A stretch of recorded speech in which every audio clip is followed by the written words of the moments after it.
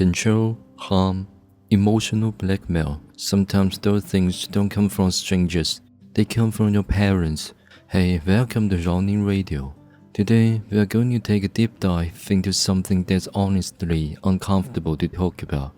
Toxic parents in the Asian families. Even though we'll be focusing on Asian culture, a lot of the patterns we've explored today, they might actually show up in families worldwide. So even if you didn't grow up in this culture, this video might still make sense. Alright, let's get into it. The first part I want to talk about is what are toxic parents? So the term toxic parents, it might sound a little unfamiliar at first, but there's something about it that is just terrible. This term was first introduced by American author Susan Ford in her 1989 book Toxic Parents. Originally, it referred to parents who control and harm their children. But as time went on and as society changed, the meaning expanded. Now it often points to parents who love themselves more than love their kids, who are overly controlling, emotionally abusive, or just completely lack empathy. And here's the thing, even before this term ever existed, similar parenting patterns already existed in Asian families.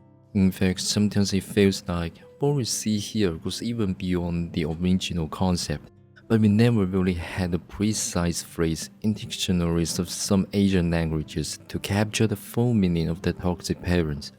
In this video, I want to focus on one of the most common types of toxic parents, the kind who are controlling, emotionally manipulative, self-centered, lack empathy, and use verbal aggression as part of their parenting style. To keep it simple, I'll just be referring to this group as toxic parents throughout the video. Now, in a lot of traditional Asian households, especially Southeast Asia, the idea of what makes a bad parent still feels kind of limited. Like, we tend to think it only means hitting your kid when they mess up or pushing them to be better than everyone else. But to me, that feels outdated and frankly way too narrow. So let me share what I think toxic parenting looks like, especially the kind I've seen growing up around me. When they scold you, they say things like, I gave you life, raised you, paid for your education, what more do you want? When you ask for something reasonable, they shut it down and say, you should be grateful, then to be filial. When you can't complete a task the way they want, they hit you with, I raised you for what? You can't even do a simple thing right. And when you fail or go through a setback, they never support you. Instead, they throw cold water right on your face. Didn't I tell you this would happen? You had it coming. Even worse, if you mess up in public, they will say, go ruin your own life. Just don't drag the family down with you. And honestly, I could go on. But if any of those lines sounds familiar, then yeah, you probably already have a picture of toxic parents forming in your head. If a parent says these things often and genuinely believes what they're saying deep down, there's a very high chance they fall into the category of toxic parents. Usually parents like this operate on a certain unspoken mindset. It's like, what's mine is mine, and whatever goes wrong with my kids, that's not on me. There's this deep-rooted belief that they're always right, and if you make a mistake, it's your fault, never theirs. And honestly, they rarely stop to consider this one simple truth. They had a choice to become parents, but children never have choice to not be born. Let me break down why those earlier quotes fall under toxic parenting. The whole I gave birth to you, raised you, paid for your schooling, what more do you want? At first it just sounds harsh, but when you really think about it, it's actually saying, I've done the bare minimum, and now you owe me for life. And like, if that's the attitude, how is there any difference from an orphanage? Maybe the only difference is orphanages are run with public funds, no emotional debt. Then there's the guilt tripping with, you should be grateful. And I get it. Gratitude is important, but using it as a way to keep someone small, to stop them from asking for more or growing bigger, that's manipulation, not virtue. Here's kind of dark example. Imagine I lock you in a basement. I feed you 3 meals a day, and then I tell you, look, there are people out there who don't even get to eat. You should be grateful to me. It's not kindness, they just control just up this generosity. And then there's this one. What's the point of raising you? You can't even do one simple thing right. Like, if a parent truly believes that, not just saying it out of frustration, but really believes it, then they don't see their child as a human being with feelings, goals, and limits. They see you as, I don't know, like a machine built to follow commands they're supposed to just perform. And it gets worse. These parents, they are the kind who always have something sarcastic or cold to say after you fail. They never offer support. They never ask what went wrong. It just, see, didn't I tell you not to do that? You brought this on yourself. And what's scary is, this mindset is exactly the same as what I mentioned earlier. The tendency to completely separate their own identity, resources, and responsibility from whatever happens to their kids. Like, if you mess up, they wipe their hands clean. Not my fault. I didn't teach you that. But if you do something amazing, maybe you save someone's life, get a big award, make the news, suddenly it is, oh, that's my kid. That's how I raised them. Proud parent right here. It's the one-way street of credit and blame. When things go wrong, they disappear. When things go right, they are front and center. Pushback from parents. Now I can almost hear some parents getting pretty heated at this point. Maybe even yelling at screen like, what are you talking about? Do you know how hard we work every day? We come home exhausted. Well, we are supposed to find the energy or time to patiently parent you the right way. You think it's that easy? And hey, I hear you, but let's slow down for a second. What I say so far is not a list of demands. I'm not out here telling people how to raise kids. I'm just sharing what I've come to understand about what toxic parenting tends to look like, only. Yes, you're tired, life is hard, maybe your career isn't where you want it to be. Maybe you're just barely holding it together. But here's the thing, even if you're not in a place to give your child the time, love, or support they need, you still have the choice, the power, to not to say those harmful things. That's the point. And if you're coming at this from a child side, you might be wondering, wait, does saying these things automatically make someone a toxic parent? The answer is no, of course not. That's why I said earlier, if a parent says those things often and truly believes them deep down, then yeah, there's a high chance they fall into the toxic category. So think back, when your parents say those things to you, what was the situation? What was their tone? Did they ever come back later and say, I'm sorry I said that, I didn't mean to hurt you, I still love you, okay? Because here's a key side of toxic parents. They don't apologize, ever. So what kind of impact do toxic parents have on their kids? What is going on under the kind of influence actually do to a person? Well, personality-wise, you will often find some familiar traits. Things like a lack of self-love, emotional dependency, hypersensitivity to others' emotions, and weak personal boundary or independence. It's like you are always looking around for approval. You second-guess yourself. You struggle to just be without wondering what someone else thinks. But here's what people rarely talk about: the long-term career or life path impact. Think about it. Most of us grow up spending nearly all our formative years with our families. And when we are young, we can't really tell right from wrong, not in deep, nuanced way. So we subconsciously absorb parents' behaviors as the norm. Here's the kicker: that shit from what my parents do is right, to they might not always be right, to some of what they do is wrong, and finally, I don't want to be like that. That shift, which on paper looks just like 4 short steps, in real life, it can take decades. And by the time we finally recognize that some of our habits, flaws, or even emotional scars come from the way we were raised, and we are ready to do the work to change them, we might already lose so much along the way. Why? Because one of the strongest traits toxic parents tend to have is overly controlling. A need to dominate, to be right, to be obeyed. And here's the scary part: we often end up learning the behavior too, not just copying it, but internalizing it. And then, without realizing, we bring the control freak energy into our friendships, into our relationships. But no one likes being controlled. So slowly, people around us, the ones we care about, start pulling away. That's one of the first invisible causes of growing up with toxic parents. The second impact is this.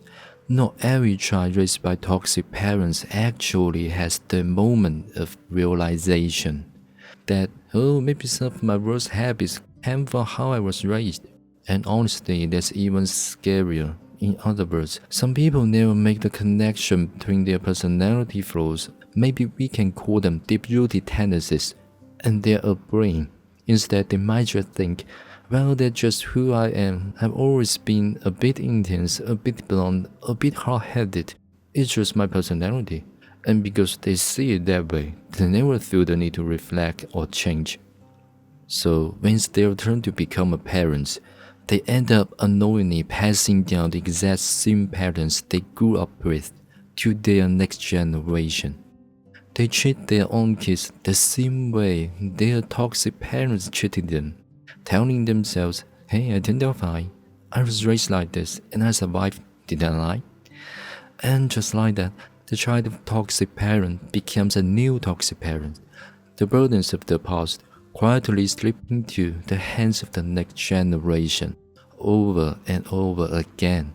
A cycle passed down like a family heirloom no one asks for. What should toxic parents and the children raised by them do? Does it mean your life is already doomed just because you are the toxic parents? I really don't think so. The suggestion I'm about to give are more from the perspective of someone already out in society.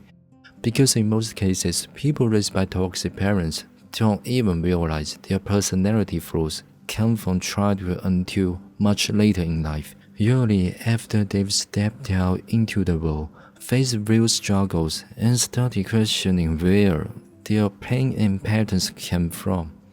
If you are the child in this situation, and you will realize, yeah, my parents were kind of toxic, but now you have more or less escaped their control.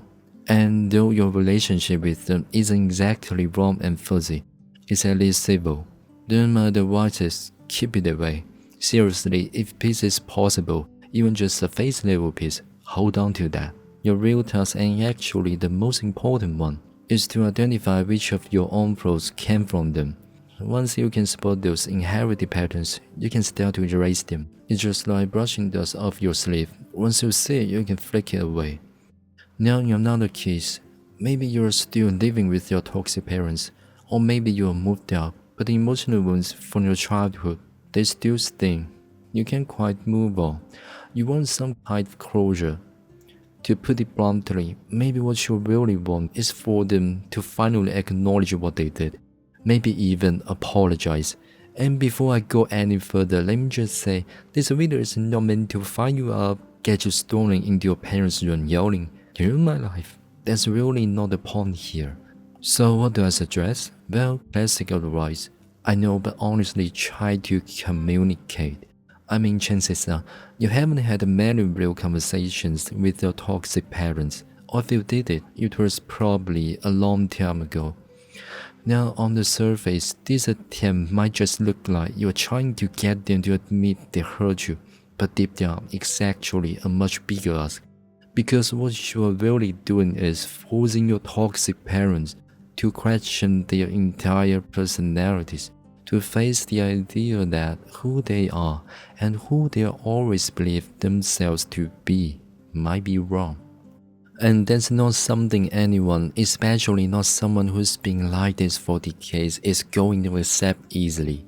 They've had a lifetime of mixed up beliefs, half-truths, and justifications that have supported their behavior from their youth all the way into middle age. It's like they build a whole personality on top of these ideas. So here's how the usual script goes. You try to explain yourself, calmly at first, but before you can even finish, they explode with a full-on counterattack. Then you snap, and suddenly it turns into a shouting match. Over Buddha's ancient history, everything gets dragged back up, and of course, they hit you with the same old lie again.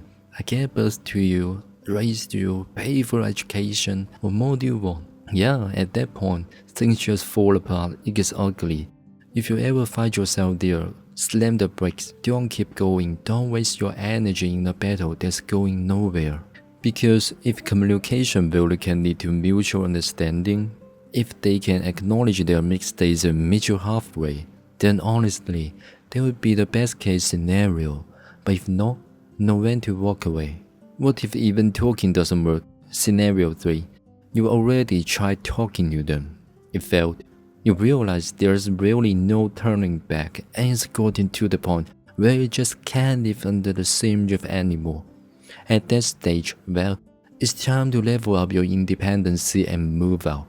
And once you're out, you're finally free to listen to your own heart. Whether that means you still want to fulfill your duty as a child, like sending money monthly or visiting on holidays, or even going completely no contact for the rest of your life. Honestly, I think either path is valid, because toxic parents already chose their path the moment they decided. I gave birth to you, raised you, paid for education, and that's it. They never really thought about what kind of relationship they wanted with you after that. And by the way, if a toxic parent is already middle-aged and still acting the same way, chances are they've got their own income. They're not relying on you. So that's everything I say to someone who grew up under toxic parents. But maybe you're watching this video, are a parent yourself. Maybe you are wondering, wait, am I the toxic parent? If you're brave enough to check, just ask your partner or your kid directly. Is there anything I do that you feel isn't right? And I guarantee, your child won't complain they didn't buy them fancy luxury or anything like that, haha. More likely, they will say, no, nothing really. Or maybe just point out one or two small trivials. Why? Because if you're already self-aware enough to ask, if you are willing to self-reflect, to question yourself, to seek honest feedback, chances are you are probably a good dad or mom. Anyway, the best case scenario, the most beautiful ending, is when both the toxic parents and the child eventually reconcile. But that kind of a reconciliation rests on two things. First, that the toxic parent at some point has a sudden moment of clarity, a real awakening like, oh, I've really done something harm. And second, that the child's resentment hasn't already reached the point of no return. Because honestly, if a toxic parent is truly willing to admit their mistakes, I do believe most children are willing to forgive. After all, no one really wants to live a life without a father or mother. Part 6, also the last part. Look, not every toxic parent comes from the same mold. Diving deep into the topic can get complex honestly, especially when either the parent or the child is dealing with mental or physical health issues. Then the whole picture shifts again. In fact, this issue ties into bigger things like social class divisions, the growing generational disconnect, and even the rising trend of child aversions in society. But for this video, I didn't reference any psychological theories, didn't cite any scientific papers or deep research. I just wanted to speak from very human place, from common sense, from how we feel when someone treats us well or not. Because when someone's being good or bad to us, we usually just know, right? We feel it in our gut. So I really hope what I've shared can help you, even just a little. And if you're someone who's been dealing with long-term emotional damage caused by toxic parents, and it's left deep wounds that are hard to explain, then please, whatever you are ready, consider reaching out for professional mental health support. Thank you so much for staying with me till the end. I'm Johnny, and I will see you in the next episode. Good night.